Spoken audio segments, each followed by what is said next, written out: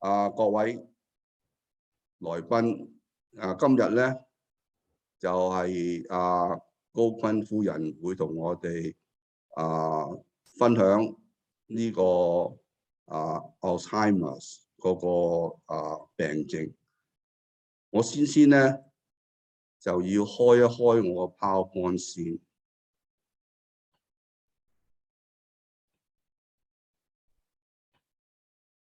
嗱，第一個咧就係講今日嘅題目啦。What is Alzheimer's? Dementia is a symptom。今日咧個講者咧就係 Gwen Kao 黃美雲女士。當然，我諗你哋個人都知道啦。高教授攞諾貝爾獎係即係呢個係一個非常嘅榮幸，同埋咧嗰個原因咧，佢係嗰個光纖啊 broadband。而家我哋就係用緊 broadband 嚟做呢個 Zoom 嘅。我今日做主持，咁我就點樣講啊？有人曾經話咧，我係金牌主持，不過咧係好耐以前噶啦。咁我哋今日咧用英文同埋廣東話。如果你中意用廣東話，冇問題。高太太可能會用英文嚟答。得，我啲廣東話都得。咁咧，第二個咧，我就想 show 你睇咧，就係免責聲明，即係話咧，今日任何嗰啲資訊或者講嘅嘢，GBX 個平台唔負責任嘅。另外咧就係咧，我哋會錄影，而 GBX 咧除咗錄影之外咧，係要公開發布呢個錄影。所以如果你哋喺度嘅話咧，你就俾我哋咁做噶啦。第三樣咧就係如果你想嘅話咧，你將你個自己嘅名rename 喺右手邊嘅啫。當我哋 conduct 嗰個高太太 conduct 個 session 嘅時候咧，你應該將個 microphone 去關閉。當嗰個高太太講嘅時候，請你唔好發問，留到最後。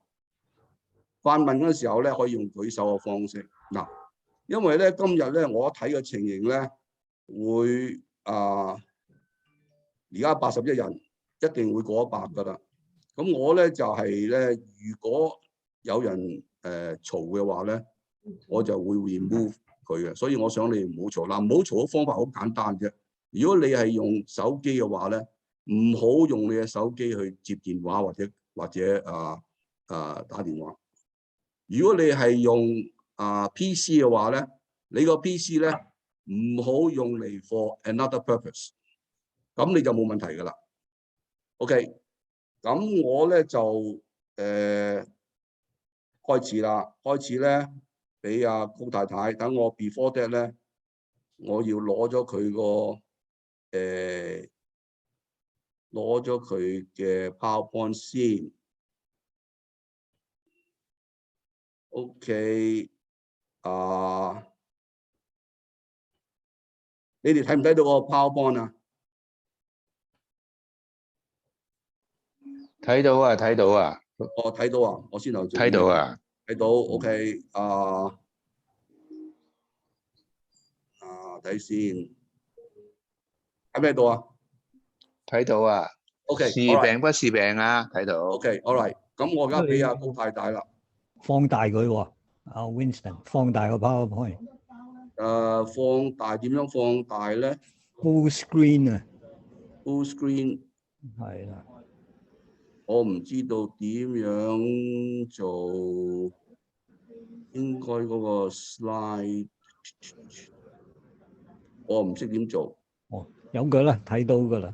OK， 好。嗱，個人咧，可以如果你用喺手機都可以將佢右放大下角嗰嘅。個放大嗰個喺右下角，佢有嗰個正方形，你將個滑鼠擺落右下角 PPT， 就見到有個正方形可以放大。右下角。將個滑鼠移落去，移落去。咁樣啊？佢有個 project 㗎，唔係咁樣放大㗎，咁樣放大咧會影響咗個效果㗎。因為你而家錄影緊佢 PowerPoint 係咁樣㗎啦。哦，咁唔好放大咯，唔好意思啊。你翻去還原翻咯，100% 嗰度。Winston 係 Winston 係啊 Winston 係啊。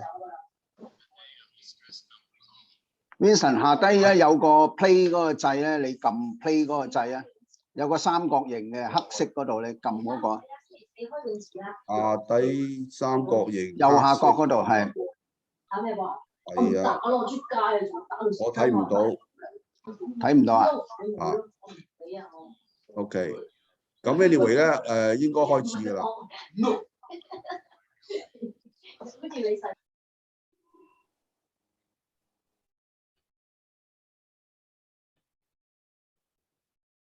Winston 啊 ，Paul 喺度喺嗰個 PowerPoint 下邊嗰度咧，右下角嗰度，你話俾佢聽個棵樹，嗰棵樹下邊，高坤嗰棵樹下邊嗰個掣，你撳嗰個得噶啦。有呢個啊？下邊嗰棵樹下邊嗰個掣，嗰個腦啊，高坤嗰個 logo。Yeah。下邊嗰個，下邊。再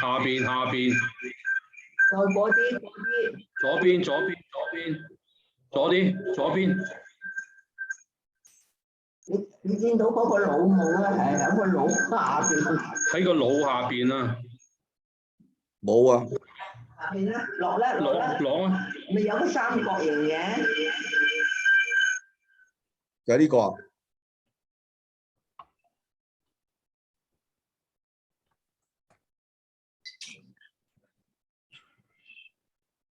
冇喎。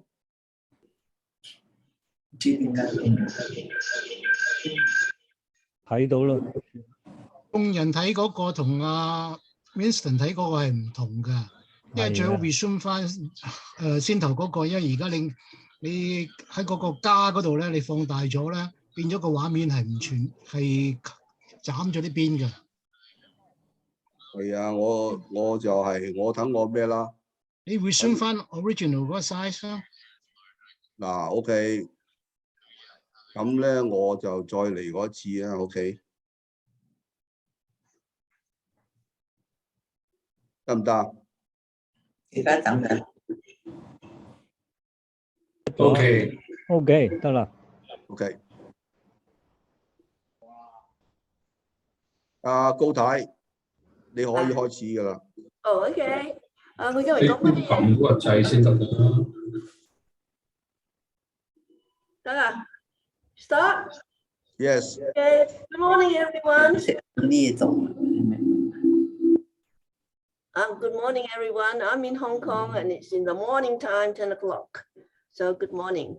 For everyone else who's in California, you're having dinner. I hope you're enjoying your dinner. Good evening. My topic tonight, I am invited by GBX to give a talk. I gave a talk last week, which everyone seemed to like. So this is my second talk. And what I'm going to tell you is, what is Alzheimer's? What is dementia is just a symptom.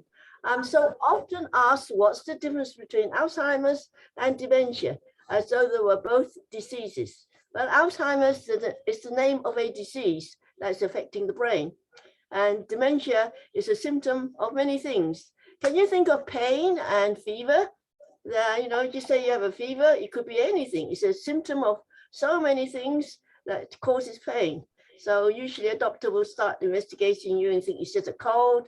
Oh, no, it's not that, maybe it's flu. And then you get sicker and sicker, and then they have you in the hospital, and then they start testing you for more serious diseases that causes pain and fever. So dementia, in this case, is caused by many other things too. And next slide, please. Tick. No, yes, first known patient. You can't see her picture on the right-hand side, but she looks very old and she's only 51 years old. But in 1901, 51 was really, really old. No one lived much beyond 50. You were very old if you were 60. And she was a patient of this doctor. And she was quite healthy otherwise, but she had this very, they called irrational behavior at that time, and which we now know is this behavior caused by this disease. And she had memory loss. She couldn't remember who she was, her name, and everything else. Well, she didn't last long under those conditions in those days. And when she died in 1906, the doctor was very intrigued as to what could be the cause. And the only thing he had not examined was her brain. And so after her death, he did an autopsy of her brain. And under the primitive microscopes of that time, all he saw was tiny black dots dotted around all the brain material cells. So he made notes of that and of his case and put it away for himself. Click. And can you click? Next slide. Yes, and so nothing was heard more about this disease because people sort of died in their 50s and 60s. And we now know it's a disease of the aged. You know, you get wrinkles when you're old, so you get likelihood of this disease. And someone thought about that in the 70s about this disease, and they fished out the records, and they noticed that the doctor's name who discovered all these, did research on all this in those days, he was a Dr. Alzheimer's. So being very nice and polite, they decided that, okay, let's name this disease Alzheimer's disease. And that's why it's called this peculiar name. And the symptoms of it is dementia. And dementia symptoms are memory loss, you lose your thinking power, your language, your behavior, and all these things are controlled by the brain. Your brain is an operating system, rather like the computer operating system. You are who you are because your brain is controlling you, controls all aspects, your walking, your thinking, your knowledge, learning abilities, everything. Without your brain, you're not you. So the fact that your brain is damaged, you begin to lose yourself. And lots of causes of this dementia. One is Alzheimer's. Alzheimer's is about 70% the cause of dementia. Other ones are vascular dementia. Vascular dementia is loss of blood to the temporary loss of blood to the brain, usually because you've had a stroke or you've had a blow to your head, and maybe it's because your arteries are getting clogged and the supply of blood to your brain is getting less, or your heart is not pumping so well and you're not getting, that's vascular dementia. And of course, some of these things can be cured because, as you know, arteries, they do sort of balloon thing and they can clear the plaques, the deposits in the artery. So some causes of dementia may be curable, but I'm afraid Alzheimer's, they have not yet found, after 20, 30 years of research, of any cure. So that is why now it's becoming a problem, because, next slide, please, of longevity. Next slide, please. Yeah, longevity now, because we live better, so much advanced in curing cancer, TB, and all these illnesses that used to kill us at an early age, that sort of in the 40s and 50s. Now there's cures are found, so we all live longer, and we know about keeping healthy life, and all these things that I will touch on later.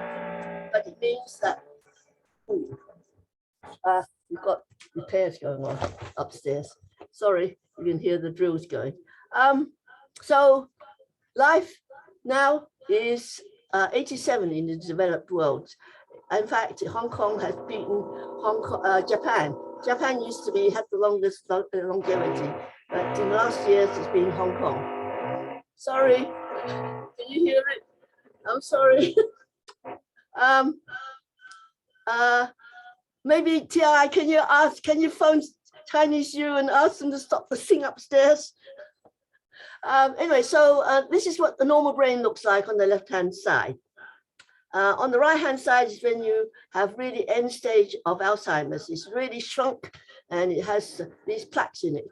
However, I should tell everyone that as you age, your brain does age too. Like you get wrinkles, so your brain shrinks a little bit every year. It's normal shrinking, normal senior moments that you have because the brain is sort of, getting old. So please don't think that just because you forget things that you're having Alzheimer's. You're not. For instance, you may be having an apple in your dining room and you're thinking, oh yes, I need a knife. So as you walk into the kitchen to get the knife, you're thinking about all other things you're doing too. So your brain gets a bit clogged. And by the time you get into the kitchen, you can't remember what it is you went there for. So you come back to the living room, see the apple. Oh yes, it's a knife. So you go there and quickly get the knife. Now, if you have beginnings of Alzheimer's memory loss, you can't retrace your step. You're going to the kitchen and your short-term memory cannot remember it's a knife. Even coming back looking at the apple, it doesn't click. It's your short-term memory. And I have to tell you that your long-term memory still stays in place sometimes. And one of the stories I hear is somebody wants to see his mother because his long-term memory, he remembers his mother, hugs him, loves him, and he's missing his mother. And so he says to the caregiver, I want to go and see my mum. I want to visit her. And the caregiver says, but your mum died 30 years ago. This is when I encourage caregivers to give white lies. The guy is worrying about his mother. Why do you want to tell him that she's died, even if it's 30 years ago? He can't, his short-term memory can't grasp that. It will upset him. His mother's died. You think it's a recent thing. So white lies are okay for Alzheimer's. Sometimes, it's to save them from pain, and it's not harming him to tell a white lie. So, in situations like that, I would encourage white lies. So this is some of the memory loss that happens. By the time you are 40 and 50, the loss of brain cells.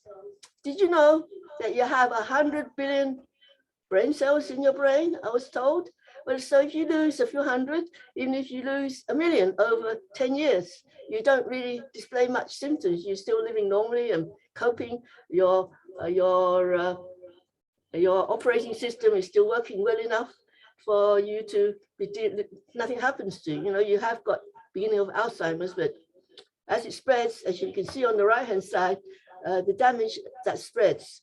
And what we know now with all these high-tech brain scans that's available now, that you don't have to wait until the patient's dead before you do an anatomy. We found that those black specks that the Dr. Alzheimer saw are really now what they call amyloid plaque clusters around the brain cells that kills the brain cells, and the tangles that kills the brain cells. It sort of burns them off or something. So they are no longer able to send signals to the next brain cells to, do whatever it is that your brain wants the body to do. So it's, in other words, the brain is sort of losing some of the control of your body. But the brain is very complicated.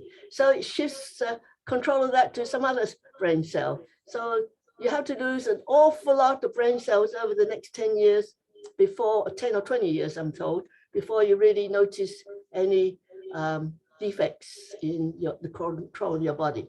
So this is why we want to find out as early as we can whether you have Alzheimer's. I understand from recent research news that they're working on a blood test that will detect that you have the plaques in your brain and that you might be having Alzheimer's. And so you can start preparing and changing lifestyles and reducing your risk of having Alzheimer's and all that. So those first years that when you really have Alzheimer's forgetfulness, which lasts about 5 years, you'll go on to the next stage and next stage. It's a bit different for every patient because, as you can see, the brain is so complicated with 100 billion brain cells. For each person, it could be different parts of the brain that's affected as the road goes on to downwards. So no Alzheimer's patients has the same symptoms at the same stage or the same time. So that's why every caregiver has to be specialized to know that, to understand his or her patient that they're caring for. And this is where you need to have compassion and love and everything to make their lives happier. You know, at one point, when I was spreading information and awareness in Hong Kong, and people were understanding that you sort of lose yourself and how bad it gets. And they actually said to me, I would rather have cancer than Alzheimer's. Think about that. Cancer, they'd rather have cancer than Alzheimer's. With cancer, you know, cancer is a terrible disease. Okay, you can get cured from it. But you, as the patient, you're aware of all the pain. You're aware of how your family is suffering because, you know, they know you're going to die from this cancer thing. And you're trying all these cures and how painful it is and how terrible it is. And the doctors tell me a cancer patient, the cancer smells terrible. Why would you want cancer before Alzheimer's? I will tell you one thing about Alzheimer's. As you're losing part of your brain, you're losing part of yourself. You're not aware that you have lost your skills. You know you're fumbling, you know you're that, but you're not. So as you get to the later stages, you're quite happy if your caregiver smiles at you, is kind to you, does things with you, cares for you, like as though you were a toddler. Just think of when you were a toddler, how much your mother hugged you. That's what you need when your brain is at the same stage of losing its skills and the toddler is at the stage of acquiring skills. You know, it's very similar. So that's why I always tell caregivers, smile, always smile at your patient, hug them, love them, tell them that you'll be there to care for them. For the patient, it's not harmful, it's not painful, it's not, for the family it is. If you have cancer, it's the family that suffers too, but the patient also suffers. Here, the patient is unaware of what he's lost when it gets to the middle stage. So be kind to them, do not discriminate against them. They're still human beings. So what did I do at the early stages of this? Next stage, please. Next thing. So, you know, it's now discovered that if you change your lifestyle, you might be able to reduce the risk of Alzheimer's. With statistical research, they say that if you do have early memory loss, only 15 to 30%, I think, goes on to develop Alzheimer's if they change the way their lifestyles, like, you know, no smoking, no alcohol, don't be overweight, exercise. I keep on plugging all this, exercise, and all this stuff. Well, Charles and I, we were doing that from a very early stage because at some point when my kids were in primary school, there was this movement to educate the kids so the kids would educate their parents. There were high deaths amongst the seniors from heart attacks. You know, they were dropping like flies, heart attacks, because no one was bothering about cholesterol and all that stuff. So there were lessons taught in primary school that my kids came home and very upset and said, my teacher says you can't eat so much salt. You shouldn't eat so much fried foods. You shouldn't eat all these fatty foods. Mom, we don't want you to die. You know, they really plugged it. So it works. So I think one of the jobs in Hong Kong and everywhere is to educate the kids about looking after their seniors in their old age and to watch out that they have Alzheimer's. That's one of the programs we do as a foundation. We did some drama about that. But so from about 30 or 40, we were very conscious of all these things. And anyway, we were outdoors people. We liked hiking, we liked going camping, we liked playing tennis. So Professor Goh was a very unlikely candidate for dementia, and yet he gets it. And so in 2003, he had a PET scan and it was confirmed because at that time they developed a new PET scans that somehow or other showed up the plaques in the brains. And so you could see where the brain was affected by the plaques and clusters. So it was easier to diagnose people with Alzheimer's instead of waiting for them to die. But it's still an expensive cost. It's not cheap. It's affordable, but not cheap. And also another thing about the brain that I keep on saying is so complicated. From a toddler, the brain is not fully matured. It goes through stages of maturation and peaks at about 35. So you're at your peak brain power at 35. And that's when Professor Charles did his research paper when he was in his 30s. And that's, if you look at the history, you'll find that's where all the big innovations and things of high-tech, things like that, are done by people who are in their 35s. All the research at universities are done by 35s. Because after 35, the brain starts aging and loses its brain cells a tiny little bit each year, 1%, 1% of 100 billion is not much. And so that by the time they are in their 60s, they have some memory loss, which is quite normal. And if you look at it, just as a matter of interest, because we're doing a Zoom this morning, and if we could do a Zoom, it's because of this fiber optics that he's holding, and that's just like a hair. And if you look at the fiber optics he's holding, it's like a multi-lane, 6-lane highway which cars zoom along. You know, the data zooms along at high speed, no traffic jams. And on the right-hand side, you see the old-fashioned copper wires. Used to be thick. Those copper wires, you can liken it to a modern, muddy highway, and no asphalt, no, what's his name? It's just mud, and when it rains, it's all things you can't drive along there very fast, 10 miles an hour sort of thing, and there's traffic jams piling up, which is the data that would be going through it in the olden days. So you couldn't get much data going through at a fast speed, but now you can with the fiber optics, which is why we can do this Zoom and all this internet and all this WhatsApp, all free, well, relatively free. And it holds so much data now that, so thank you, Charles, that we can do this Zoom. So next one, please. How can you lower the risk of dementia?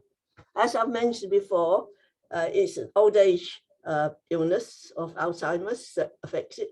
Not everyone gets it, but you can't guarantee and you can't foretell who will get it, but there are certain risk factors that will increase your risk, like cardiovascular risk. If there's not enough blood going to your brain, it's likely to sort of cause damage. That means if your arteries are sort of getting narrowed because you're eating all the wrong food, like too much fats and stuff, and you're getting overweight, and so your arteries are all clogged. That means you're not going to get much blood to your brain. Type 2 diabetes, also high cholesterol, you're overweight, you don't exercise, you smoke, you drink alcohol, you don't take any care of your diet. There's all these things that is now statistically shown to be increasing your risk of dementia. So it's a change of lifestyle that you all need to do if you want to lower your risk. So it's your choice. I mean, some people say, but the funny thing is some people don't do all this and they live to an old age and they don't get Alzheimer's either. So it's, I don't know, it's a sort of a Russian roulette thing sometimes, I think. See, why didn't I get Alzheimer's? Why does Charles get Alzheimer's? You both have the same lower risk lifestyle. So you have to think about really what you want to happen to you in your old age and try and reduce your chances. Next slide, please. I can talk about what's happening to drugs. Okay. This, when Ronald Reagan had made his announcement of that he had drugs, he had Alzheimer's, there was a big push for research to find a cure. And that was in the 1990s. And we're now 20 years later or more, nearly 30 almost, and it has still not been found a cure. But there are drug companies have come out with some drugs for the early stage, which they think sort of relieves the symptoms of it, slows it down a bit. Charles did take Exelon. By the time he came along, that was the newest drug than the Aricept. And he took Exelon for a while, and then it got changed to the latest one, which is Namenda. But did it stop or slow it down? Well, maybe it did, because it's been a long road that I've gone with him. So maybe we did do, it does help. As you know, my road from beginning to end was about 20 years. And before that, of course, there was the 10 years of Alzheimer's, which we used to giggle about and say, look, we're talking about Alzheimer's, so we can't have it, and things like that. And there's other things that happen, many stories I can tell you about. I can tell you about things we've tried. Sometimes when you don't know what's good and there's all these scams going around, you have to be wary of these scams that says, you know, buy this, buy that, it will stop this and that. And the same happened with Alzheimer's.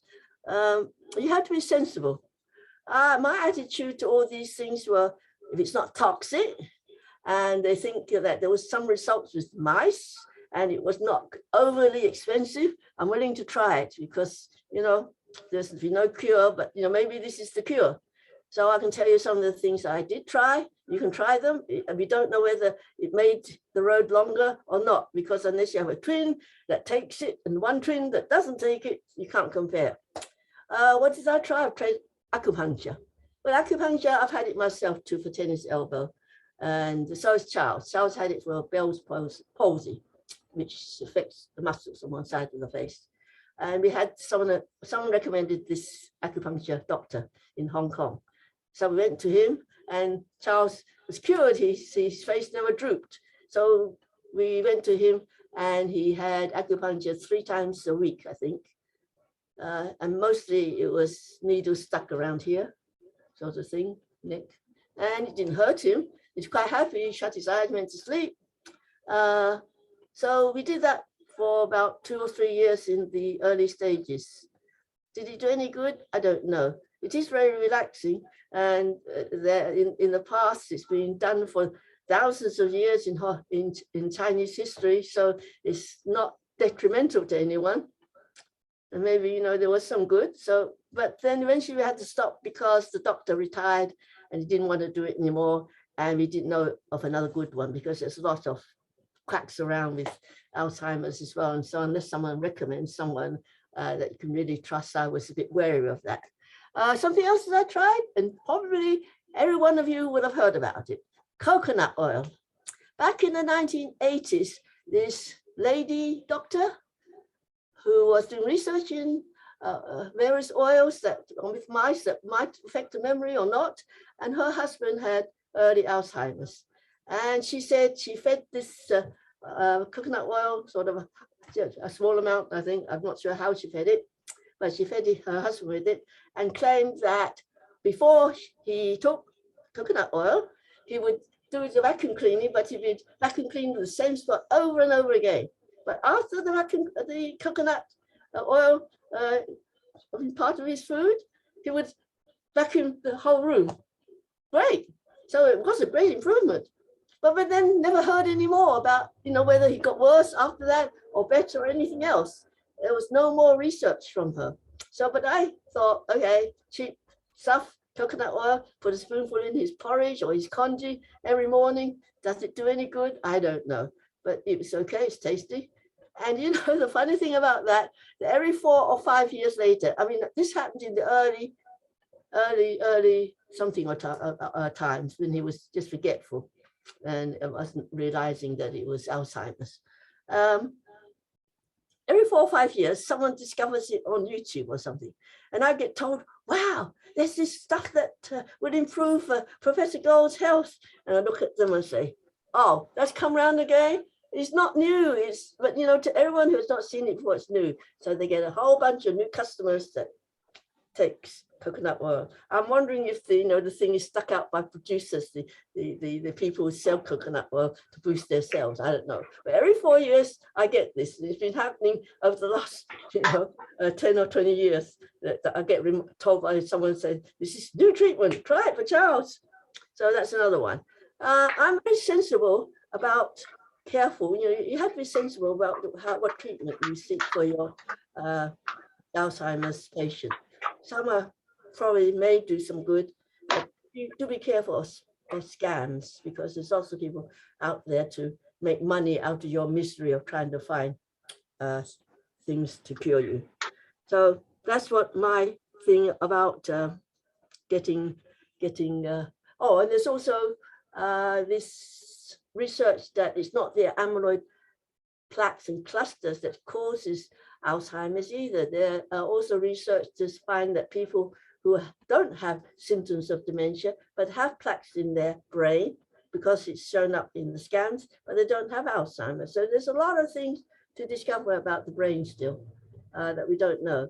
And I personally think they will not find a cure after all this while, maybe in the next 5 to 10 years.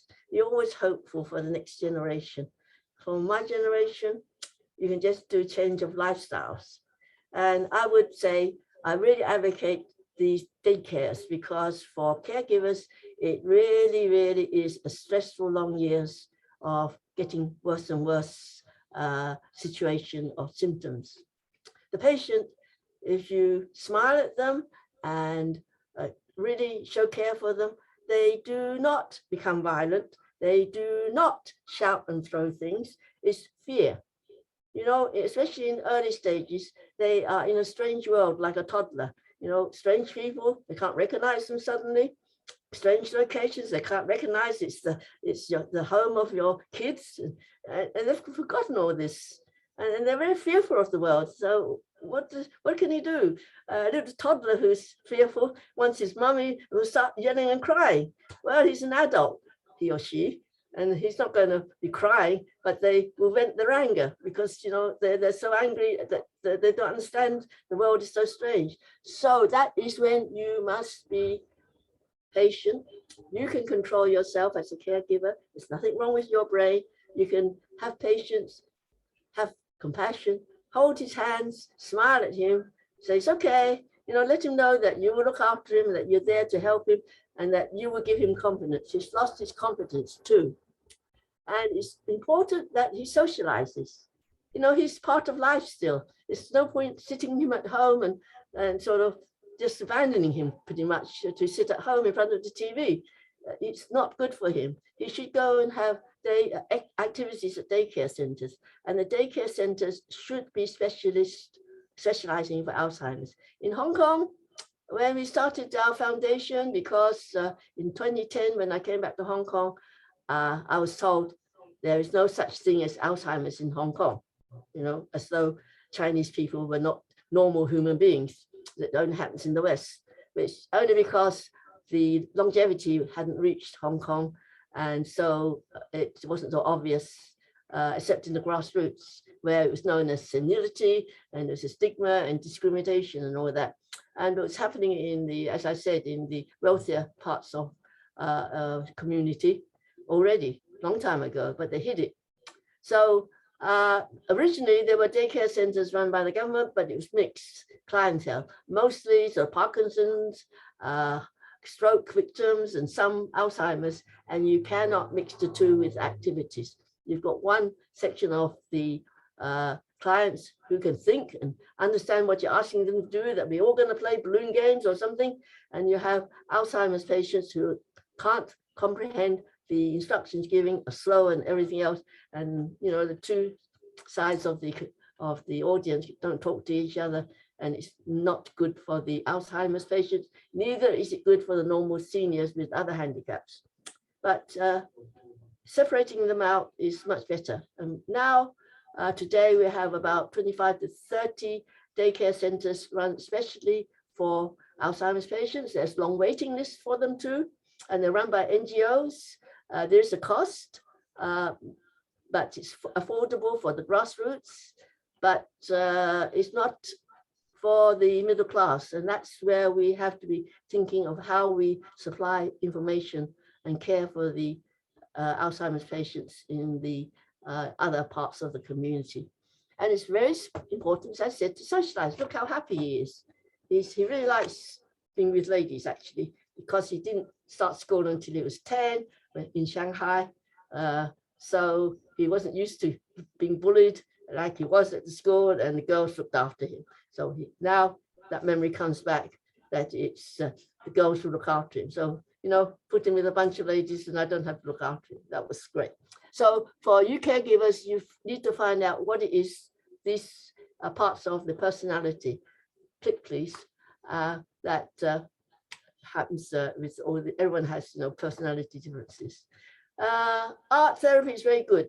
And I would advise you all to start it early, even as seniors in retirement. It's a good therapy, and you go to the workshops and you socialize and talk and do painting and enjoy the painting and have something to show for your creativity.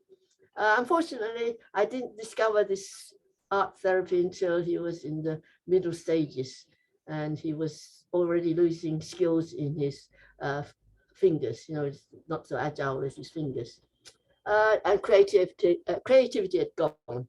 So Polly was very good. She's been trained to deal with dementia patients, and so she always had a picture. And this picture particularly is a window. You can see the landscape behind it, and and in front of the window was this table with fruit and flowers on it. Of course, he does a different depiction of it, which is quite interesting actually. And his hand needs a lot of guidance by that time, because he's lost dexterity, his fingers are not agile, and it's like a toddler, when he's feeding a toddler, when they're feeding themselves, their arm will come up with a spoon and they can't find their mouth and it's all over the place. So it's the same with the paintbrush. You can't hold it so well, so you can just see Polly's fingers there sort of helping him. So art therapy, music therapy is very good. It keeps them from being bored. It keeps their brain sort of active somewhere or other. So hopefully it delays deterioration. And what is the plum juice doing there? The other big problem with physical problems is toileting. I would advise you all, if you have an Alzheimer's patient, because sooner or later down the road, you've got this problem of incontinence and you want to avoid it, obviously. But so if you can start habits early on, all seniors actually, that you go to the toilet before you go out, okay? You go to the toilet when you get to the doctor's appointment thing. You go to the toilet when you get to the restaurant. And then as soon as you come home, you go to the toilet. Or if you're at home, set the egg timer every 3 hours. So that it's a habit. And you go with them to say, I want to go. You always have to encourage them. So it becomes a habit. And so that when they do become, hopefully you can delay.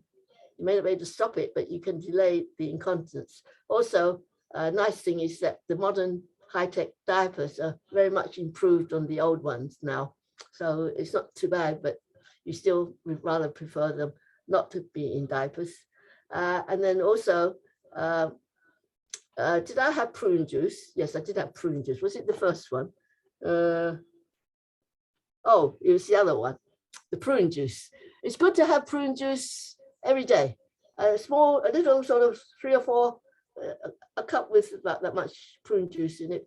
To drink it before breakfast. When he gets up, first thing you do is give him a drink of prune juice. Or some people don't like prune juice, a prune. It's a soft fruit, prune, and it's quite tasty. I like it. I still take a prune every day myself. Keeps his bowels regular. There's other things you can do with enemas and everything else, but that's a good one to do. I can't go into with these other things in this talk. I have endless tips actually. Anyway, so that's one of the other tips is the prunes every day. Before, when he gets up, the first thing you do is have a prune, and then have his shower and everything, and maybe have his breakfast, and then the job comes. It comes nice every day, regularly at the same time. So it takes a lot of stress out of your caregiving. The problem, of course, is that if any time your patient has to go in the hospital for something or other, that's when the trouble starts, because you can't do this routine. He's stuck in bed, they won't let him up, and then they can't feed him properly. And then this is another bugbear of mine. See him sitting there, waiting with his food. He's about middle stage now. When you eat and have your dinner and lunches, how do you sit at the table? You sit at the table, and when you have a mouthful or a spoon with food or a fork, you bend forward and put it in your mouth, and you sit up again and chew and eat it. Next spoonful, you bend forward. Well, that's what you do when you eat. So when you are feeding a person, please sit down next to him, same level, so that when you hold the spoon, he has to go forward to get it into his mouth. If you're standing up next to him, you're above him. Where does his head go? His head goes backwards. And as your spoon comes, he opens his mouth because you're feeding him from above. And if it's liquidy food, goes in your mouth, slides right down to the back of his throat, and he coughs and chokes. And that's what they do to them in hospitals because they had to feed them to get them real eating fast. And then the next thing they tell you is that he does not know how to swallow. We have to tube feed him. And so when you get home, all these things have to be looked after and restarted. And you rebuild trust. Actually, you need a lot of post-hospital stay training to get him out of diapers again and to be fed properly. So it's if you can avoid going to hospital. And also the tips for caregivers is that you should find a reliable friends and relatives because it's a lot of stress if you're the only one taking care of your patient at home. Get someone to go to the doctor sometimes with him, gives you time on your own. And it's good for someone else to learn how to care for an Alzheimer's patient, so take them to the park. I often had people coming, well, I didn't often actually, they came about twice a year, some relatives, and they had no idea. I mean, a lot of people who've never dealt with Alzheimer's or with seniors before, they don't see them or something, or they're just absolutely dumb about them. They sort of treat them as though they are dumb, stupid. So they come and visit and they just talk to me. They ignore Charles as though he's not there in the same room. There are people, you just come and visit your seniors. It's nice of you to come and visit your seniors. Try to get to know the seniors that you come to visit. Don't bring them chocolates when you know that they hate chocolates. What's the point of giving chocolates when you know he's not allowed to eat them?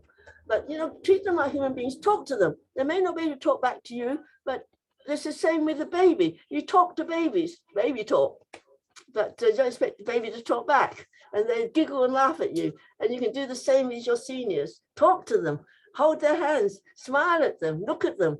And, it's just keeping them as part of life. So, and then you need to take care of your own life too. So take care of your own health. Next one. So this is, I keep unplugging it.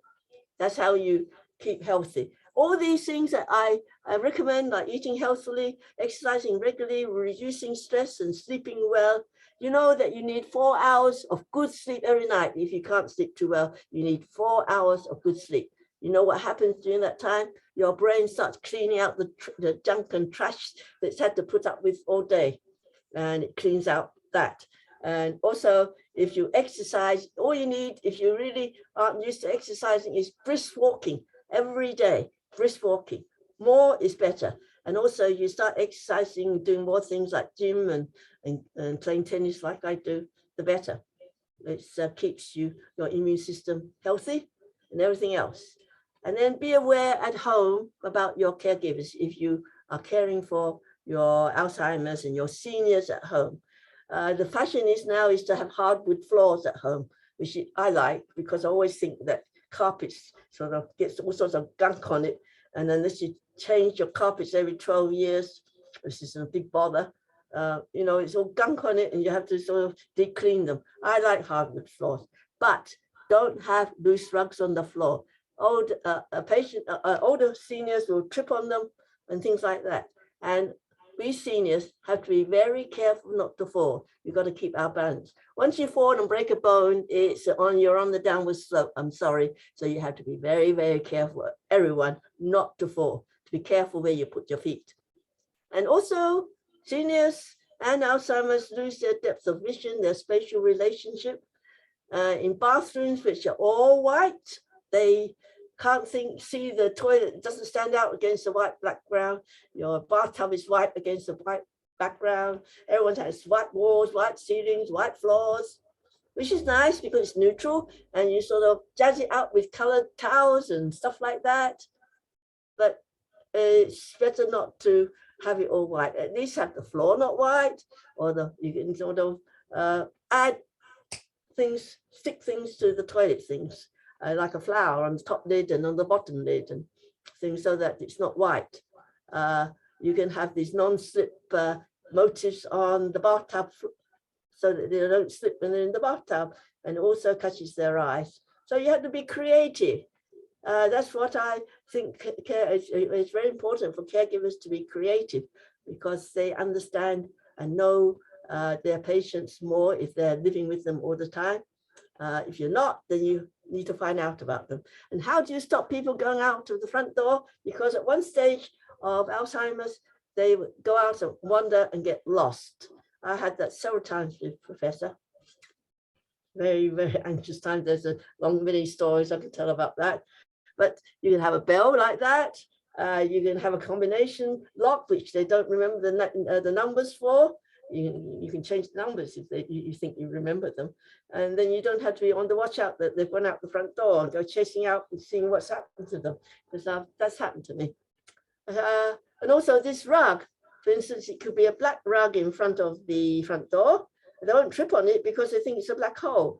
Not everyone has that sort of vision thing, but I did with Professor Kao, because these malls have these nice shiny black marble floors, and they are very sort of transparent, reflective. And I'm aware that when I stand on walk on the mall floors and I look down at the black marble, I can see under my skirt, it reflects upwards like a mirror. So it's not surprising that they think it's a black hole, because even I feel a bit embarrassed walking on them. So that's a problem of their eyesight too. So there's all these things to worry about. And then you have to think about exercising. Click, please. It's never too late to start. No, that's going backwards. Forwards, please. Oh, next one, please. You've seen that one, yes. Midlife. It's good to start. It's not too late at 40s. And now, if you think about it, 70s is midlife now, because you've got 80s, 90s, and 100s. So 70 or late 60s is midlife now. So it's not too late to be starting at 40. 40, you're still very young, and you can change your habits, and you should be thinking about your brain health. All these things that I've told you about, you can start. It's not too late. Of course, it's better earlier. If you start then, it still can become a habit that you do. Next one, please. Now, keeping physically fit. It goes for both of you, of course. So how do you keep your patient physically fit? I learned very recently, I learned so much in hindsight too, that I wish I'd known earlier that I could do with Charles. How lucky the present generation of old seniors are. They've got someone like me to tell you these things that I've learned the hard way. Some things are sensible that you can find out for yourself, but some things it's only in hindsight that you realize. For instance, keeping physically fit. You can get them to do it. Those are 5 pound weights, actually, not 5 kilograms, 5 pounds, which is quite heavy. Well, he didn't mind doing them, but I didn't want to do them with him because I'm so busy having to look after the housewife, the kids, the cooking. So I don't stay with him. But they won't do it on their own. They need company. They need someone to encourage them, just like, a kid. They need some company to say, yeah, let's do it together and laugh together. So, he would do that, take a photograph of him, and when I go off, when I come back, I say, why aren't you doing it? Oh, he said, I got tired. So if you want them to exercise with them. It's good for you as the caregiver as well as for them. And then the recent thing I learned, which, as I said, in hindsight, I learned these things, is squatting preserves your core healthiness, your backbone, all the straight things, keep your back straight, which means that you have better balance and all that stuff. It's not the gym that does it, apparently. It's daily bit of squatting. And of course, when you're older, you're a bit afraid of losing your balance. And as I said, once you lose your balance and you fall and break a bone, it's a really downward slope to the end. So hold on to a chair for senior people or to a table and start gradually. If you have never squatted much before, you know how to squat. You bend your knees and go down into a sort of sitting position. You can go very, very low down. And all the old ladies in Hong Kong have done that in their earlier life. And you can see many of the old ladies in Hong Kong, they're walking quite well. And now come to think of it, that's probably why, because they used to squat down to wash clothes in a bowl because there was no washing machine in their young lives, and they would be squatting to clean vegetables and things like that. You know, in their earlier life, we 80 and 90 years old people, there was a war going on and all sorts of nasty things, and there was a lot of poverty. So we did all these more basic things, and obviously it must work. So if you're not used to doing it, just don't go down so low, but go down slowly, and maybe after sort of weeks of doing it, you can get lower and lower and really squat. It's good for everything. It's good for incontinence, for ladies especially. So do that every day with them. You can hold their hands, and two of you go up and down. Or, you know, it's if they're doing it on their own, hold them to a table or a chair back and things like that. So do it with them, encourage them, because they will not do it on their own, and it's good for both of you. Next, please.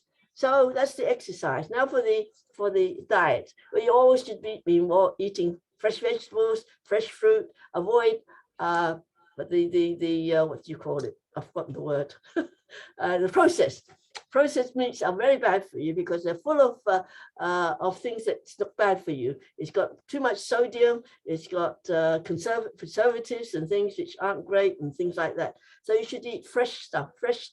We used to, back a few centuries ago, it was always fresh stuff. Why aren't we eating fresh stuff now? It's better for us. And nuts are great for brain power. It has good vitamin C, and also it helps the flow of oxygen to your brain. Here, we can't get quite that selection of nuts, but we can get walnuts. You know, Chinese always said walnuts were good for your brain because it looks like a brain. And even the West believe that now and find that walnuts are good for the brain. It's a good sort of thing to nibble on. You find that it's you don't feel hungry and you nibble at it when you're watching TV. I put broken up walnuts in my cereal. You know, it's good for me. And the next slide, please. Besides all these nuts and things, no, you've gone too fast. Back one. Yeah. And do you know that all the most colorful fruit is high in antioxidants, like, you know, the reds and the purples. And all you need is some in your cereal. These very colorful vegetables apparently are high in antioxidants. And so if you eat a lot of them, it stops inflammation in your body. You get inflammation for all sorts of things. You know, you might get gout, for instance. I got gout in my big toe and it's inflamed. I didn't eat enough fruit maybe, but anyway, that's because I ate too much tofu. Tofu gives you gout if you eat too much of it. And you want to keep inflammation down. I mean, there's a theory that Alzheimer's is a form of inflammation of the brain. So antioxidants of all these brightly colored fruits is good. So eat a lot of it. It's no harm. It's good for you. So that's my thing for the thing. And to close my talk, I will tell you next thing. Yeah, what we do here. What we do in Hong Kong is very different to what you do in California. It's different culture. It's different. You've got more land there. We don't have land here. So we found a mobile van going around doing assessment for free and giving information out for free in all the 18 communities. It's something that you need to think about for the Chinese community in California because they miss out on the English. But you have more land and you live in larger homes. You know, why don't you organize a monthly meeting of a small group of caregivers with their Alzheimer's seniors, and they meet together once a month, exchange tips, change information and stuff, or where to go for what treatments and stuff like that.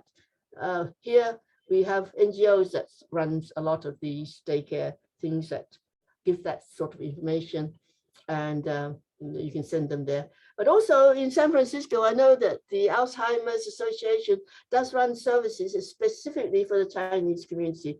I think there was a daycare center run by someone called, or donated originally by someone called Jean Wu, I think, I'm not sure, but it's called after her.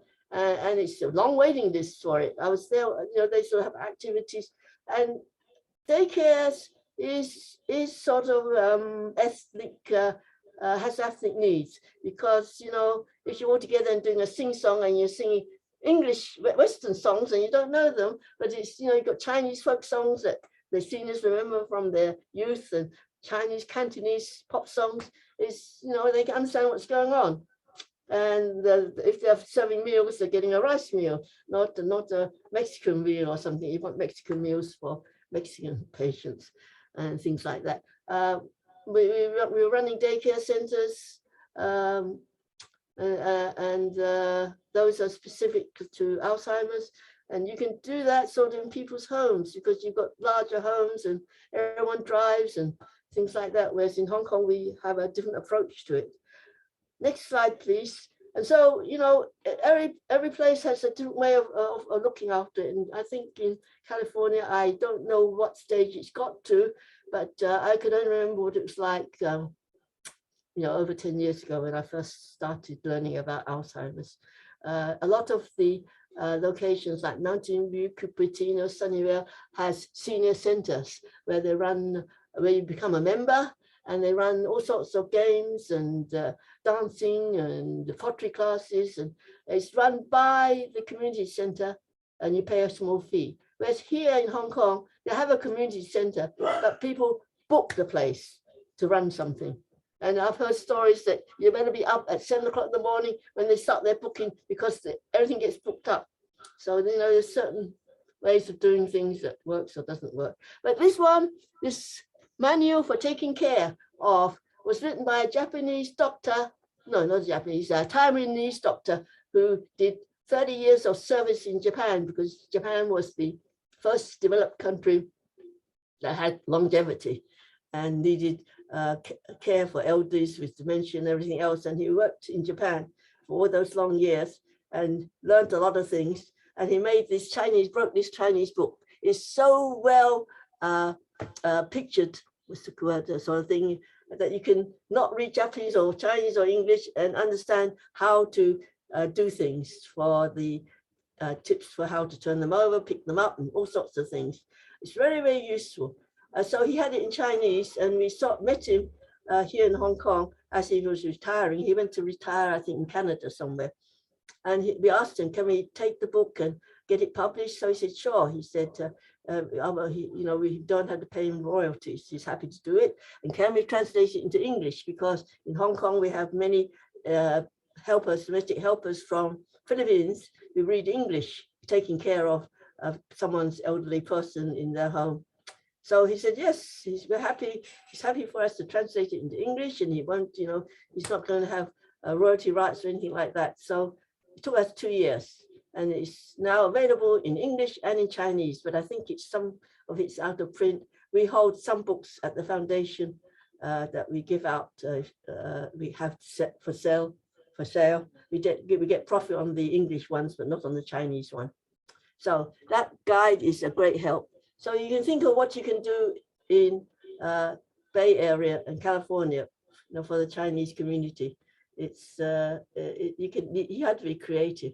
You know, what works for Westerners may not work for Chinese. So next slide. Thank you for listening to me. You will all be guaranteed to get old. I can guarantee every one of you that you will get old one day. So think about it. Be nice to the old people now, and think about what your needs are.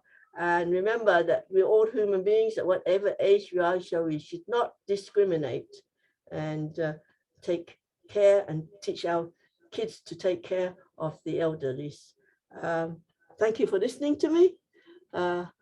You're happy to find out more about us from those things. Last slide, yes, last slide. Where is it? You just flicked it. Last slide, where'd it go? Thank you for listening to me. Be kind to yourself.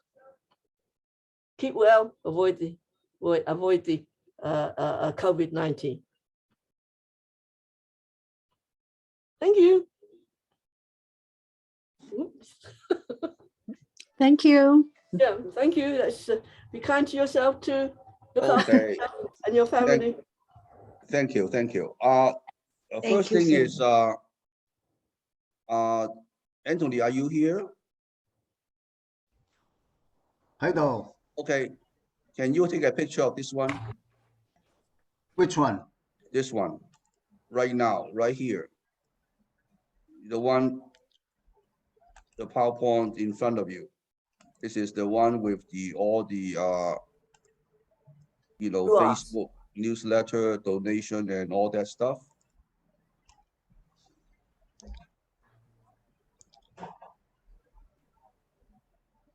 上返一張唔該。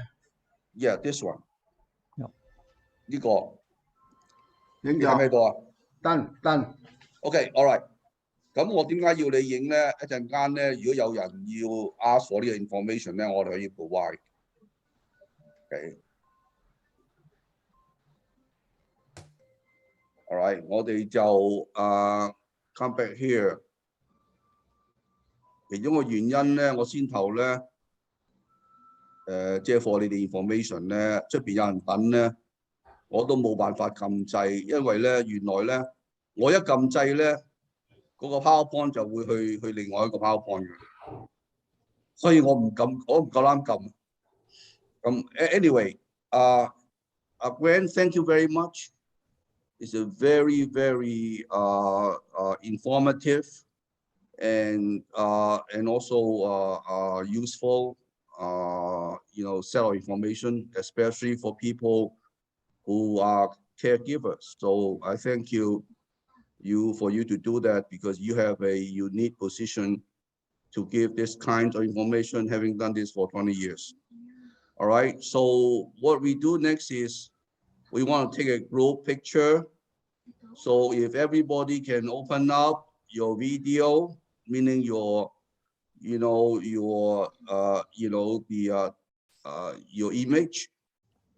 if you could do that. Anthony, can you take a picture?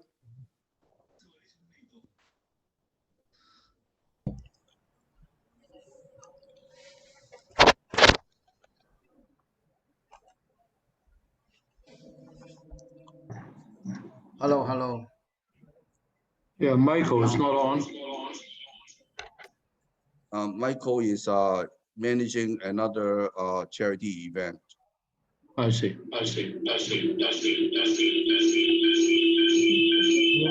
Mute your mic. Yeah, mute your mic. 嗱，今日咧我哋有大約100人，咁每一個 page 咧就有25人，咁咧我哋一共咧有4個 page 嘅，咁每個 page 咧我會影3張相，咁嗱就請大家咧就開 screen， 咁同埋俾個 like 高太。咁啊，我做唔到啊，因為我要影相啊。好啦，準備啊，嗱，好 ，screen one 啊，準備，1 2 3 1 2 3 1 2 3 ，next one， 1 2 3 1 2 3 1 2 3 1 2 3 1 2 3 1 2 3， 啊，最後一個 screen 啊，1 2 3 1 2 3 1 2 3 ，done。OK, all right。咁我哋咧就Q&A 啦。嗱 Q&A 咧就2個方法，一個就當然係舉手啦。另外咧就係呢度有啲人咧就from 個 foundation 嘅。咁我先咧就俾TI 個機會睇下佢想 introduce 邊個人。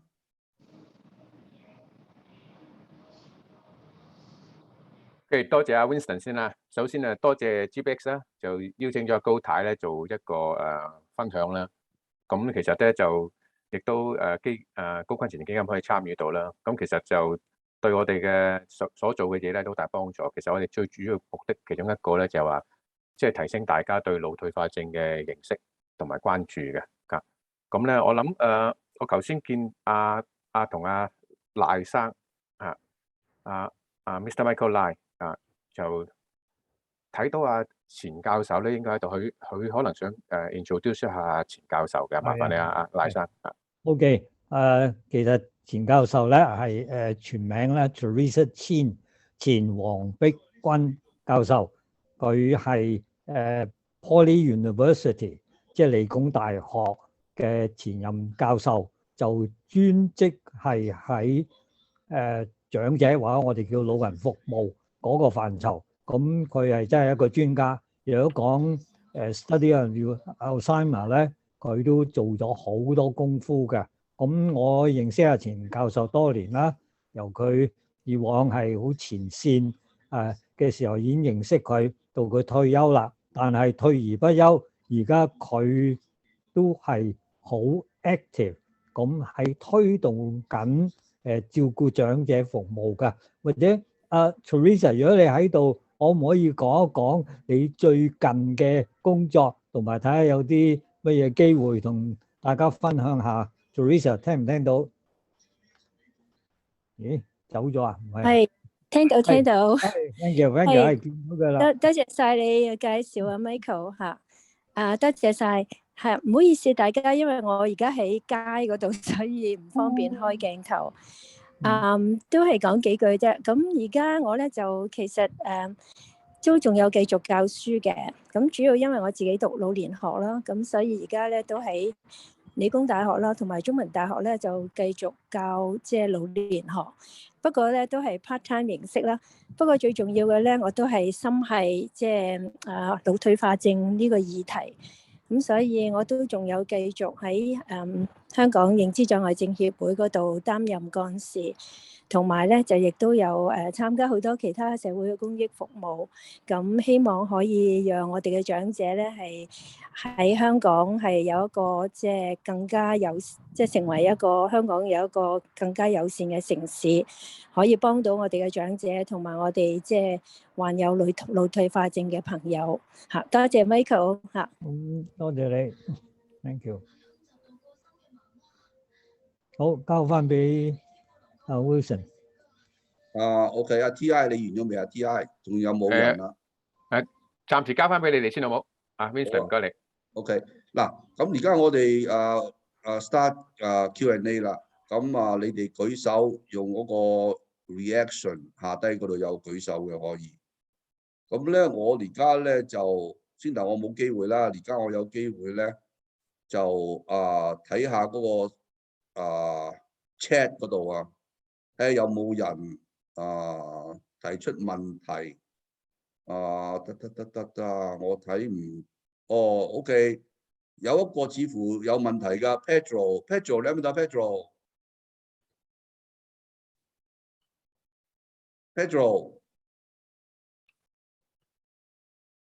Pedro 唔喺度，咁佢幾個都係 Pedro。OK， 另外一個 Janet 姐，你喺咩度啊？佢唔喺度，咁咧就呢幾個都係。但係咧，我因為要教個電腦做緊嘢，我要插咗啲線先至同你講到啊。係啊，其實因為我都聽有啲醫生講過咧，就 meditation 咧，譬如靜坐啊嗰啲咧，放鬆腦部咧，就令到腦裏邊嘅佢話好似嘅前葉壓或者松果體係可以復修嘅喎。係咪有方面即係譬如 meditation， 即係啲人定時定候嘅放鬆啦？咁樣係咪有呢啲方面嘅資料幫助啊？唔該晒。Gwen，我 TI， 我諗下Dr. Chiu 可唔可以答一答啊？趙夏賢醫生係我哋Foundation 嘅 Governor。Dr. Chiu 開咗個咪先要。OK， 你係問 meditation 啊？嗱 ，meditation 之前或者我哋都講頭先高太咧就講過。MCI 之前20年咧，我哋可能已經有問題㗎啦，可能已經有 plaque 㗎啦嚇。咁所以而家醫學界咧最緊要就係嘗試係揾個越早發現越好嘅，即係 prevention is better than cure。Therefore, what we want to do nowadays is try to find out these people as early as possible 嚇。咁變咗就而家咧2020年啊，喺 Lancet 有一篇幾重要嘅文章，就係講有 40% of factors are actually modifiable， 即係我哋可以 prevent 嘅。咁其中咧，高太已經講咗好多啦。What's good for the heart is good for the brain。咁就係對心好嘅咧，對你個腦都會好嘅。咁頭先佢就話唔好滋肥啦，做多啲運動啦 ，diet 啦，咁一連串大家可以重溫啦嚇。咁記住有 40% of 即係 Alzheimer's modifiable，symptoms are modifiable， 所以我哋越早做啲咁嘅嘢就越好㗎。咁頭先你講到meditation 啦，咁當然心情好咧，都係一個好重要嘅 factor。嗱美國咧有一個叫做 Nun study 就幾 interesting 嘅，係如果我冇記錯嘅話係1991年開始嘅。咁佢哋就 recruit 咗大約600幾個 nuns， 咁呢啲 nuns 咧係 Catholic nuns 嘅，咁佢哋就每年咧就同佢哋75歲開始 recruit 佢哋，每年咧就同佢哋做啲 investigation， 譬如話做個測試啦、認知測試啦，或者做個 MRI 咧，就睇佢哋個 progress。咁然後咧，呢一班 nuns 咧百年歸老之後咧，就會將佢哋嘅 brain 捐咗出嚟俾即係研究人員做 autopsy。咁呢個係一個幾出名嘅 study 嚇。咁而家好似如果我冇記錯，仲剩翻幾位 nun 仲活住嘅。咁嗱，有一位 Sister Mary 咧就好 interesting 嘅，佢係 one of the 即係時時攞出嚟講嘅，就係咧佢去咗世之後，佢一路都係 cognitively intact 嘅，佢 cognition 好 intact。但係咧，佢去世咗之後，佢哋做個解剖咧，佢個腦咧就好多 plaques， 都幾多 plaques 下嘅。Meaning to say， 佢依位 sister 咧，佢哋 find out 佢之前咧就係一個好開心嘅人，時時幫人啦，嗰個 emotionally 係十分 positive 嘅。咁又係fairly relaxed 啦 ，obviously。咁而家所以好多諗法咧，都係你個 mind 咧都會 affect what the outcome is。頭先Mrs. Kao 講咗啦。我哋個腦咧有1000萬億嘅 neurons 100 billion， 咁所以咧少部分受影響咧又唔係咁大件事嘅。咁如果我哋可以做啲嘢，譬如話即係頭先佢講咗嗰啲咁嘅嗰啲 risk factor， 我哋做啲工作咧好似管理我哋嘅體重啊、食嘢小心啲啊、我哋嘅三高啦、血壓啦，咁全個嗰度管理得好好。加上咧，如果我哋自己個心情咧都管理得好咧，咁我相信個 prevention 嗰度咧已經大家可以做到好多嘢啦。記住有 40% 係modifiable， 所以尤其係出現symptom之前咧，而家醫學嘅最新睇法就有20年啦，即係20年前已經可能我哋個腦有啲 plaques 噶啦，所以我哋而家醫學界咧最主要想做嘅咧就係 prevention， 即係 how to find out these people who possibly already have plaques in their brain, find them out as soon as possible. 咁 and then see what we can do. You know, the earlier the better. 咁呢個係 prevention 啦。咁所以而家越嚟越講我哋係 investigation 嗰度點樣有啲新嘅方法揾呢啲人出嚟啦，咁呢個又係另外一個 direction 啦。咁我唔講太多啦，係。咁所以 yes, meditation helps。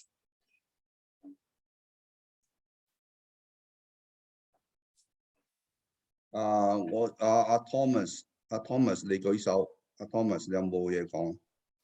係啊，我係 Thomas， 唔好意思啊，冇電咧就用家電聽唔到，咁而家插翻電。咁咧我就想有一個情況就同大家 share 下嘅。咁就唔係一個問題嚟嘅，咁就我本身就喺溫哥華，我爸爸咧就92歲喺香港，咁咧佢就已經 scan 到咧係初期嘅腦退化，咁所以而家我都好擔心就想翻香港睇下佢，咁咧就好彩咧就係有兄弟姊妹咧就夾手咧就請咗一個菲律賓工人，咁就而家24小時即係同佢住啦，咁就睇住佢。咁就我做咗樣嘢咧，我都可以大家同 share 下，都幾有幫助好似。咁咧就因為佢成日都唔記得嘢開始，唔記得咗朝頭早去食個嘢，唔記得咗做過啲乜嘢嚇，或者唔記得做好多嘅嘢嚇。咁就但係記得啲仔女咧就記得好清楚嚇，咁啲長嘅嘢我都知道，以前嘅嘢佢記得嘅，現在一反而唔記得。咁就我就同幾個兄弟姊妹商量咗之後咧，因為佢成日唔記得嘢咧。我哋就係叫工人咧，個菲律賓工人咧，就由朝到晚影相。佢食嘢，食咗嘢影相。佢同屋企人傾過，同啲兄弟姊妹傾電話，影咗相。佢同佢落街買嘢影咗相。咁咧就喺夜晚咧嘅時候咧，就問佢記唔記得？佢就梗係好多都唔記得㗎啦。咁咧就個工人咧就將啲相放翻出嚟，一張張講翻俾佢聽。你今朝幾多點就出去買過嘢啊？幾多點鐘咧就同你食咗咩嘢？咁啊食咗啲譬如蝦餃燒賣咁樣咧，咁就佢漸漸有少少改變，好似 improvement， 我覺得就係佢之前咧開始就成日發脾氣，就話冇人打電話俾佢，啲仔女個個都唔理佢㗎啦咁樣。又就話好肚餓，冇食嘢，成日食咗嘅，啱食完好冇幾耐啊。咁就話咧，就佢開始個情況轉變咗，就冇鬧人啦，即係覺得，咦係啊，啲仔女有打電話俾佢啊，即係點都即係有啲感覺。咁就係啊，有食過嘢，咁開始有啲感覺咧。咁而家個脾氣啊，同埋嗰個態度同或者合作性咧，就高咗好多。咁我呢個咧就我嘅感覺或者唔知啱唔啱啦。咁我就 share 俾大家聽一聽咁樣。多謝你啊 ，Thomas。Gwen, do you want to add something to this, Gwen? You have to unmute yourself. Gwen, you have to unmute yourself. 係，你做得啱啊 ，Thomas。嗰啲嘢咧就係幫助佢冇咁驚咯。佢已經覺得你話佢做得呢啲嘢，佢自己又忘記咗。呢個影相嗰個嘢咧，我都聽過有人係咁做過。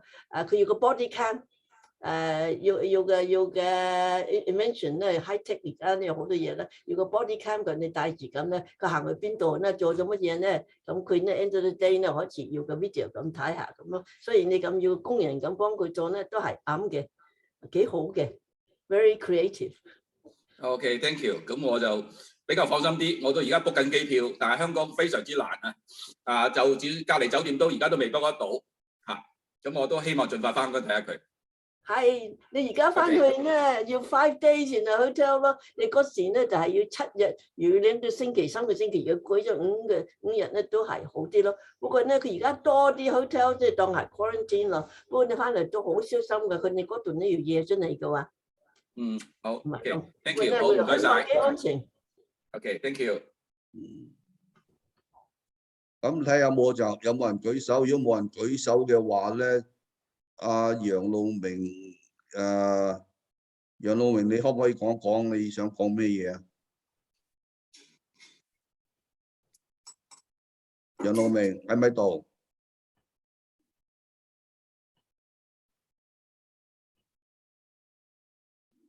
？OK， 楊路明冇咪喎，但係我又唔係好識佢講咩嘢。佢咧就話咧，楊路明就話咧 ，Alzheimer's and daytime napping linked in new research. Does it mean we should stop daytime napping? Gwen, what do you think? I take a daytime nap。因為我晚黑係瞓4個小時啫嘛，咁4個小時咧，其他嗰啲嗱咁咪真嘅瞓喺嗰度咁攞嚟扭去瞓唔到，咁到起身嗰時我多數5點鐘起身嘅咯，咁做嘢咁你到啦晚黑3點鐘食咗晏咁先至眼瞓，我咪都瞓頭咯。不過 not more than for 1 hour， don't sleep too long， 咪你晚後要唔瞓得嘅咯。It's okay， 話要你要夠瞓嘅。因為咧，你瞓嗰時咧就係你嘅腦咧就係洗乾淨啲嘅。The daytime nap is fine。之前咧有個朋友咧，而家佢可能唔喺度啦，就係咧佢問呢個問題都應該幾 interesting 嘅，我睇下我可唔可以 interpret 啦。就係佢講一本書啊，個 Dr. Mary Newport 有個新書 released。That's the coconut lady。Okay, now, so can you comment? Can you about this book released November 2022 or not yet? So she's carrying on with research， 又幾好啦。唔知佢仲係講 coconut oil or not？ Oh, okay, all right. So you are aware of this, okay? No, I'm not, but I know the name. You're not. Okay. Yeah. All right. So. Let's see, what are we doing here? Let me go back to gallery. And 李建中你有問題係嘛？係啊，多謝 Winston， 多謝高夫人。我有一個小問題，有冇關於呢個症狀同埋宗教嘅關係咧？有冇數據咧？信教嘅人，姑勿論係儒啊、釋啊、道啊等等，有冇呢方面嘅數據？得到宗教嘅薰陶、神嘅助佑，同埋呢個得病嘅關係係點樣咧？多謝。夏英，你 answer 啦，好嘛 ？Sorry，again 宗教咧又係使你嗰個有個寄託，心靈上嘅寄託，同埋係使個人平和。咁有即係有教嘅人咧，多數係樂於助人嘅。咁我覺得一切咧都係又係講翻個 non-study 啦。如果你係一個比較 positive 嘅人咧，咁應該咧就都有幫助嘅。開心嘅人，同埋 you know that's why I say be part of life, even for your patient. 咁you don't separate them out. 佢哋唔係人 you just treat them as a normal human being that has some disabilities. 咁佢而家their operating system is not working so well, like a little kid. How do you treat little kids? Treat them the same way. Is be happy. If you're happy as a caregiver, your patient will be happy, and the socialization is good for you all. Just be happy. You won't get depressed then. It's true. I'm a happy person. 我哋成日講身心，咁個心靈係會影響你個身體嘅。Yeah. Look at Mrs. Kao. She's 88. She's doing great. Yeah, she's doing great. Okay, thank you. 多謝。All right. The next one, do we have anyone here? I was going to, I'm just searching while we are here. Most people turn off their video, see who I recognize. Okay. Anyway, let's see. I know that Stephen Cha, are you here, Stephen? Stephen, are you here? Yes, I'm with you. Can you know, Thank you so much for organizing the event. Oh yeah, I just wonder if you want to say a few words.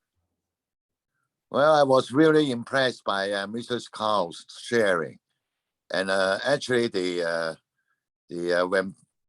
webinar today is very, very informative and useful, in particular for caregivers. And I always agree that we should not only focus on the patients, we should also give support to the caregivers, because if the caregivers breaks down, then there will be no one to take care of the patients.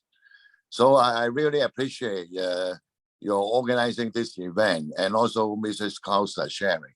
Thank you very much indeed. Thank you, Stephen, for sharing. I also, I have my good friend here, Gwen Kao. He's very involved, by the way. So, the thing that he was telling me about was so exciting, that the Chinese youth working together with, Mrs. Kao is going to make a movie in memory of Professor Charles Kao. Yeah. So, hey, 文公子 why don't you say something, okay?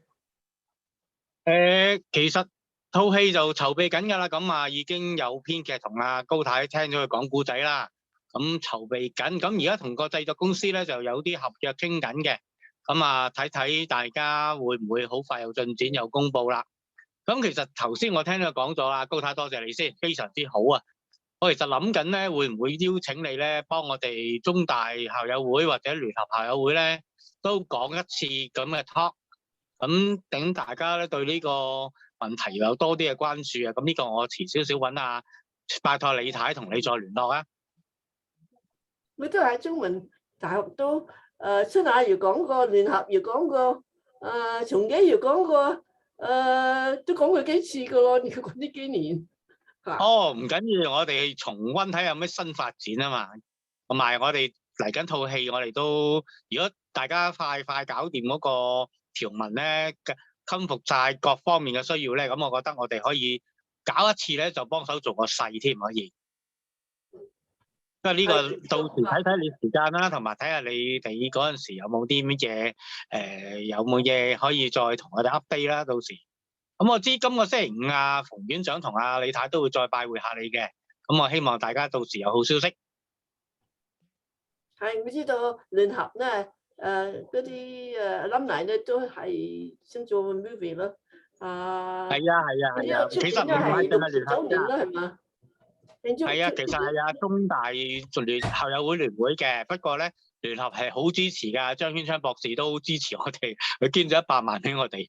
咁啊，阿李太啊、馮院長嗰啲都非常之興奮啊，即係聽到呢個消息，大家其實都覺得啊高校長嘅事蹟係值得俾人哋知道，俾多啲人知道嘅。咁當然我哋亦都有個原因之一啦，就係我哋中文大學嚟緊會係60週年，咁啱啊高校長又90歲就神，咁變咗我哋希望咧兩件盛事可以擺埋一齊，所以我哋有個咁嘅諗法咧，就做一套高校長生平嘅電影咧，就去致慶埋中大60週年一樣嘢嘅。咁睇睇我哋希望做得成啦，咁呢個我哋而家都有進展嘅。咁啊，到時再同大家 update 呢一樣嘢。咁啊，多謝高太先，今日非常之精彩，呢樣嘢我學咗好多嘢，直情都，所以我先至諗下，不如我哋聯合校友會又搞一次啦。再唔係我哋可能中大校友會聯會就邀請埋其他中大校友嚟聽都好嘅。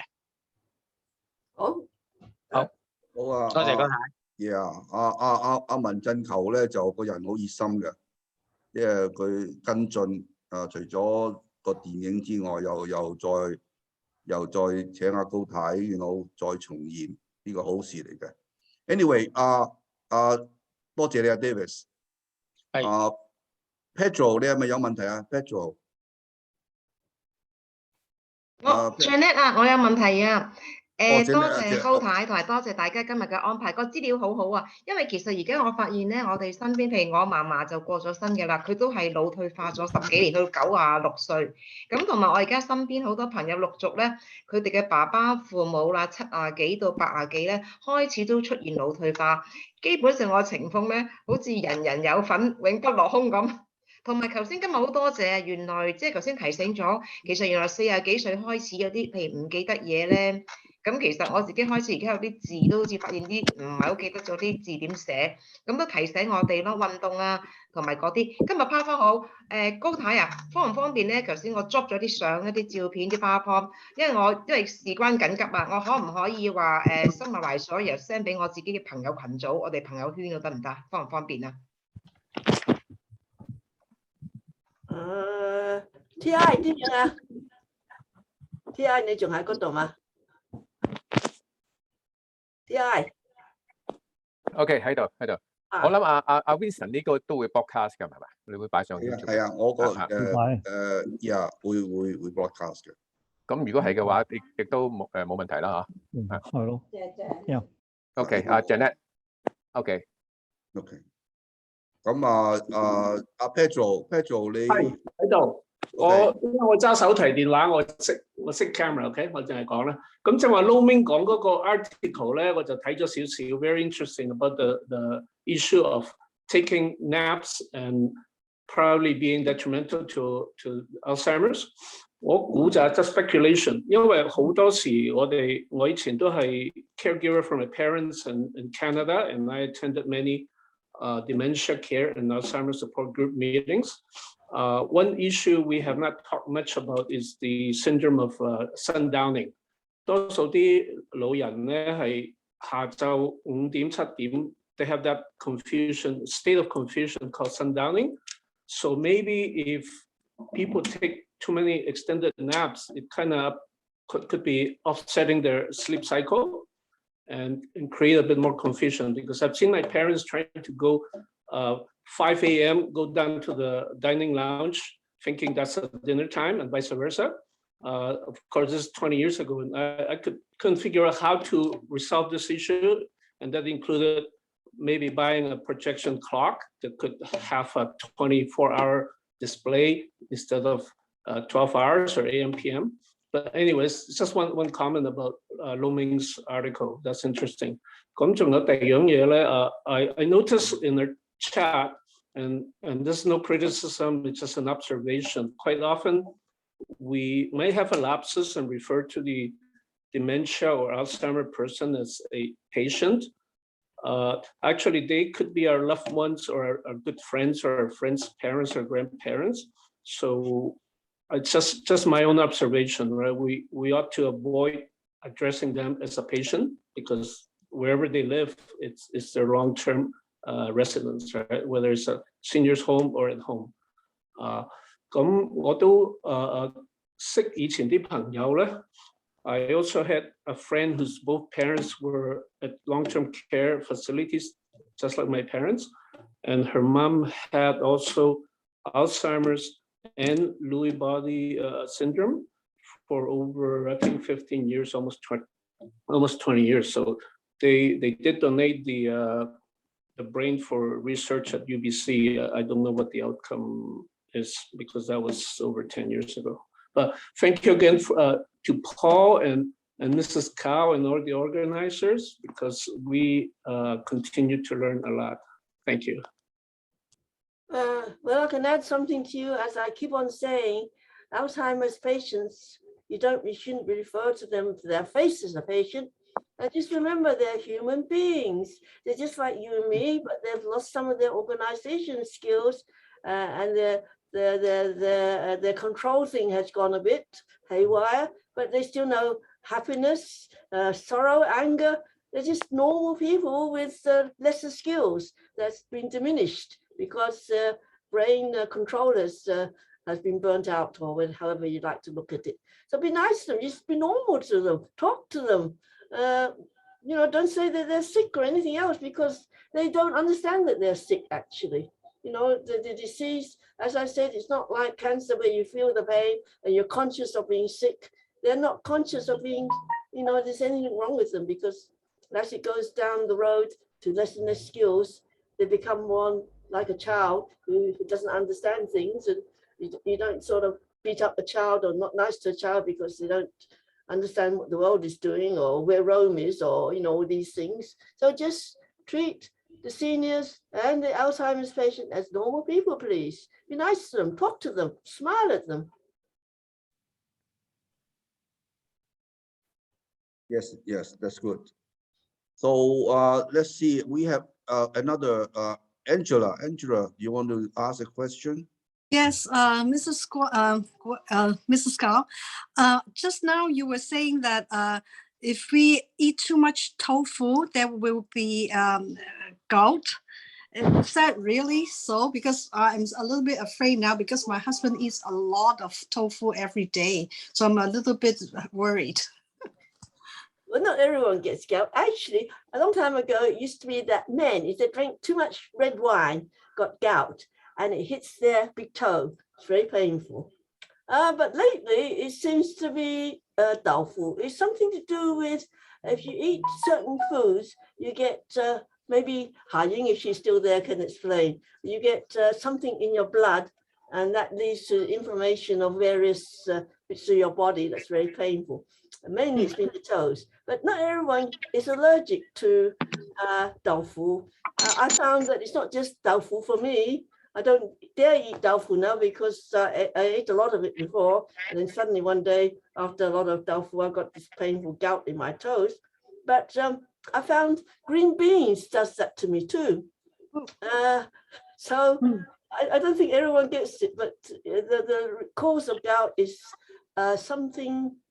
Are you there? I can't remember the medical term. It's a uric acid. That's urea or something, too much in your blood. And that's what causes the inflammation. So eat more fruit and that will stop inflammation, we hope. And that's what I did. I started drinking a lot of water with my painful toe. I didn't go to the doctor because it happened on Sunday, I think. or Friday, Saturday night, so you can't go and get the medicine. There is a medicine that you can take that reduces the urea or something in your blood, and it cures the gout. But I can't get to the clinic. It's too late. It's at night, and so I took a Panadol, and it sort of took a while to stop. And what's today? Tuesday. I don't have anything now in my toes. It's gone without having to go to the doctors. I just took a Panadol and sort of put up with the pain. Okay. Not everyone gets this, this uric acid buildup. Okay, so it's curable, and I'll do more research on that. Yeah. Oh yeah, there's some pill that you can take, which works faster than Panadol. Okay. Well, thank you so much for the information. Okay, so we have next we have Sam Chu, who is a PhD student at Chinese U, and he's studying Alzheimer's.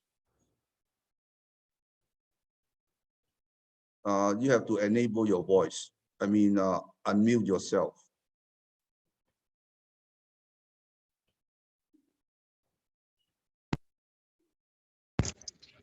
Oh, that's better. Yes, good. Sorry. Can you hear? Can you hear? Hello？ 聽到。聽到啊，唔好意思，啱啱個另一個耳機有啲問題，未咁快開學，只不過我想有個 sharing。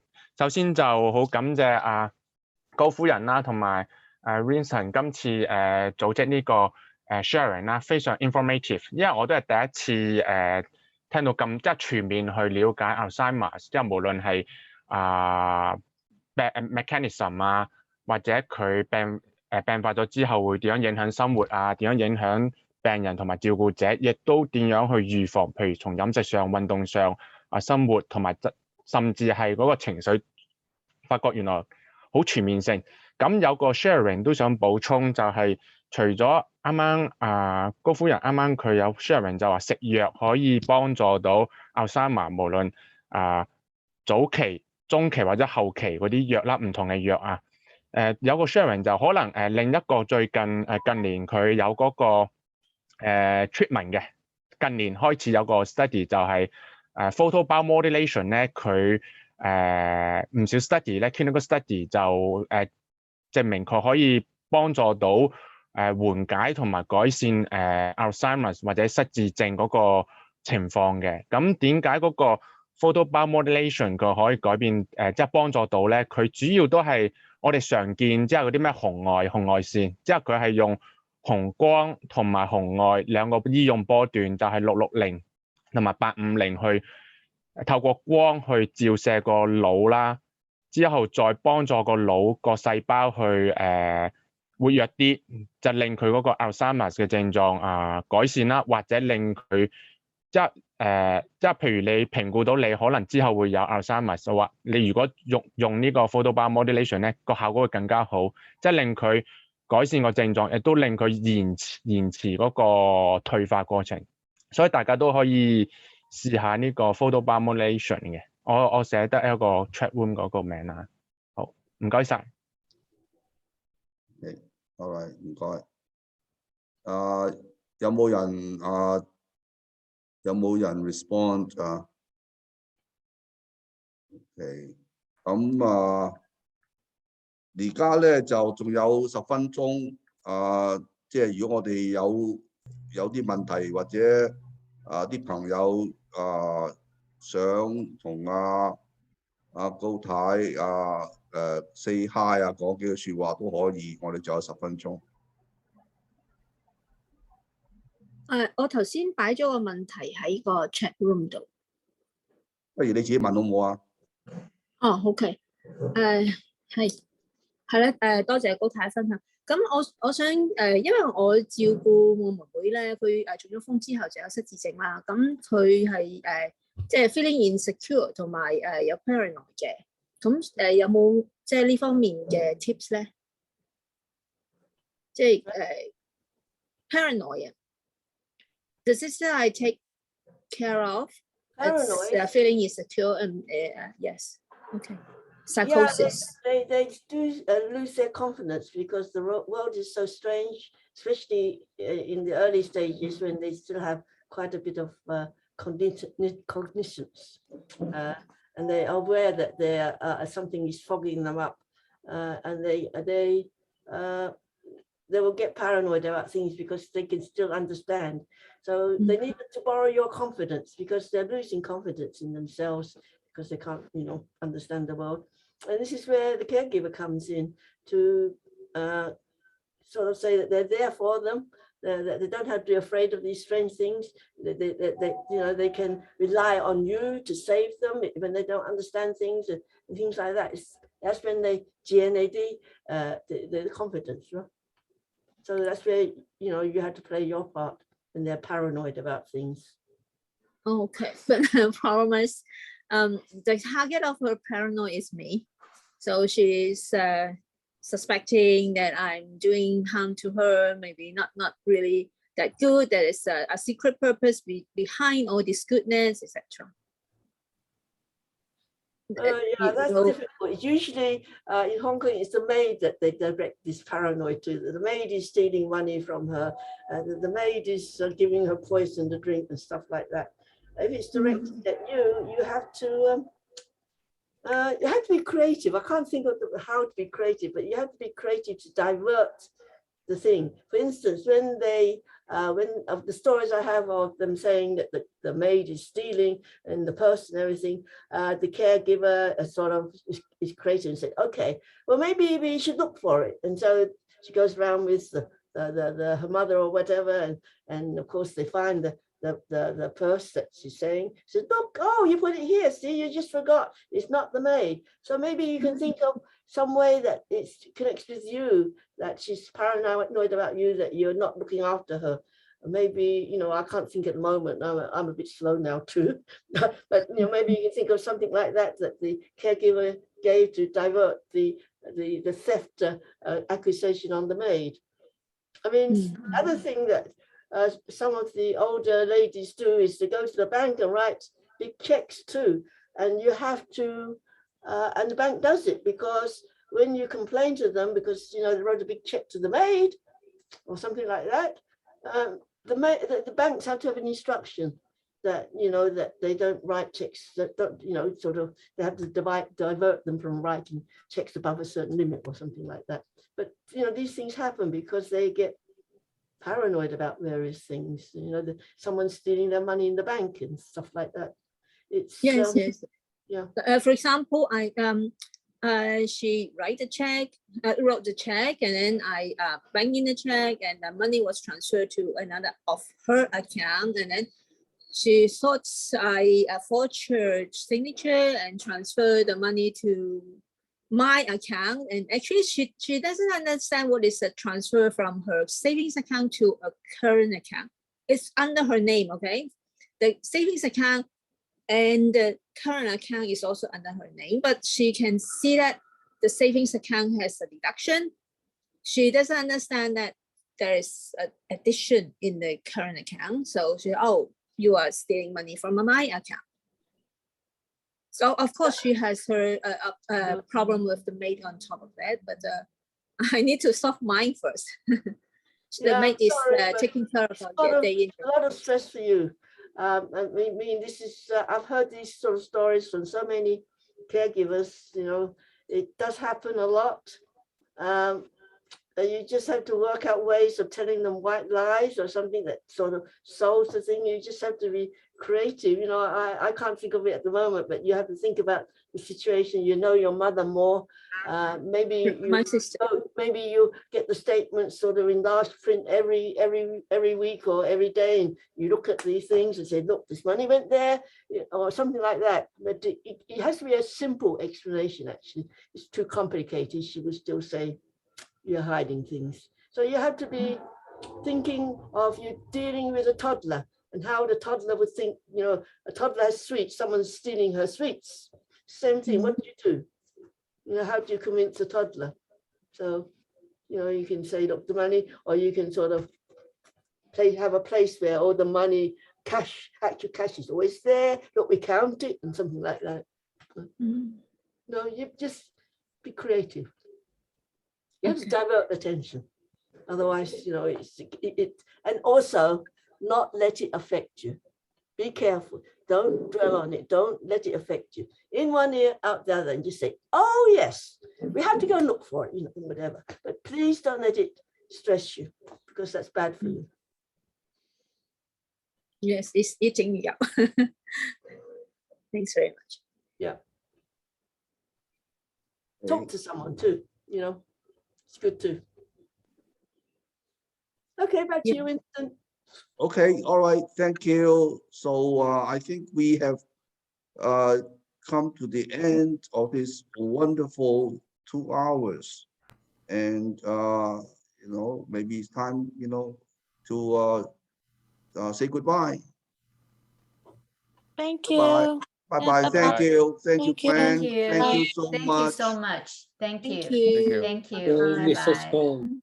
Thank you. Bye. See you next time. Bye-bye. 多謝晒. Thank you. Bye-bye. Thank you. Thank you. Bye-bye. Bye-bye. Thank you for coming. Thank Thank you. you. Bye-bye.